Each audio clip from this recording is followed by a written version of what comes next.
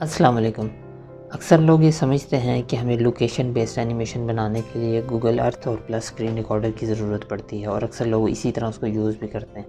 Actually वो animation बनाने के लिए आपको किसी भी सॉफ्टवेयर की ज़रूरत नहीं है, नॉट इवन गूगल अर्थ की भी ज़रूरत नहीं है। सिर्फ हम एक वेबसाइट के ऊपर जाएंगे, वहाँ जाके सारे काम हो जाते हैं। तो आइए देखते हैं किस तरह से होता है।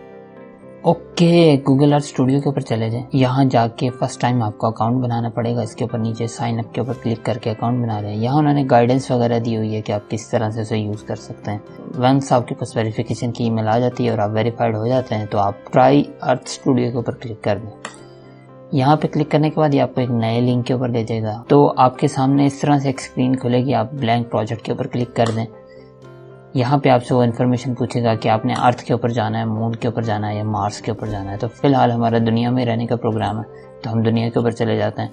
यहाँ पे ड्यूरेशन वगैरह सेलेक्ट कर सकते हैं बाय फ्रेम भी और बाय टाइम कोड भी। लाइक आपको 15 सेकंड के लिए चाहिए या फिर 10 सेकंड के लिए चाहिए, इधर सेलेक्ट कर लें। और कितने फ्रेम रेट के ऊपर चाहिए, मैं 30 के ऊपर इसको छोड़ देता हूँ और मैं स्टार्ट के ऊपर क्लिक कर देता हूँ। तो ये मेरे सामने ये दुनिया दिखा रहा है, कैमरा व्यू के ऊपर दुनिया दिखा रहा है। यहाँ पे हम कैमरा व्यू के ऊपर चल रहे हैं। हम दूसरे व्यू के ऊपर जा सकते हैं, लेकिन हम कैमरा व्यू के ऊपर ही रहेंगे क्योंकि हम देखना चाहते हैं। इसमें अगर आप व्यू के ऊपर जाते हैं, यहाँ पे जाके मैप को एक्सप्लोरेशन सेलेक्ट कर सकते हैं, जिससे ये होगा कि हमारे पास कंट्रीज़ के नाम आना शुरू हो जाएंगे। फॉर एग्जाम्पल मैं यहाँ पे जाता हूँ, इस जगह पे जाता हूँ और थोड़ा सा जूम इन करता हूँ तो मेरे पास यहाँ पे नाम आना शुरू हो जाएंगे। तो हम तकरीबन इस जगह चले जाते हैं, न्यूयॉर्क चले जाते हैं।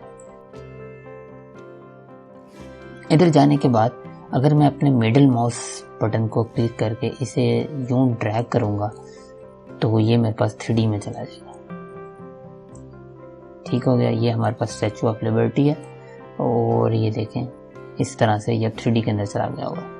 तो मैं यहाँ पे एक की फ्रेम लगा देता हूँ और उसके बाद मैं यहाँ पे जाता हूँ 15 के ऊपर या दरमियान में। अगर कोई की फ्रेम लगाना चाहते हैं तो वो आपकी मर्ज़ी है।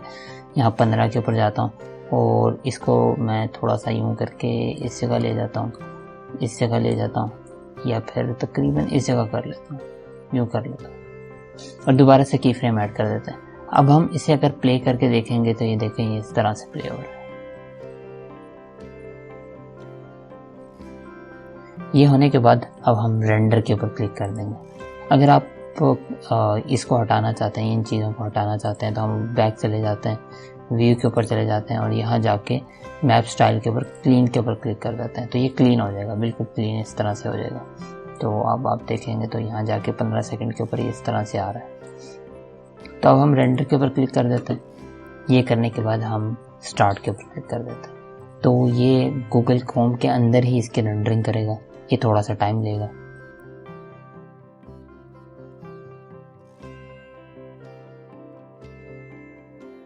इसके बाद ये आपको जिप फाइल दे देगा। आपने जहाँ पे भी सेव करनी है वहाँ पे सेव कर लें।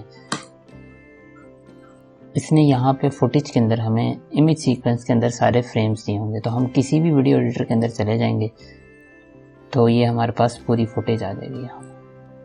अब हम अगर इसे प्ले करके देखते हैं तो ये इस तरह से चलेगा।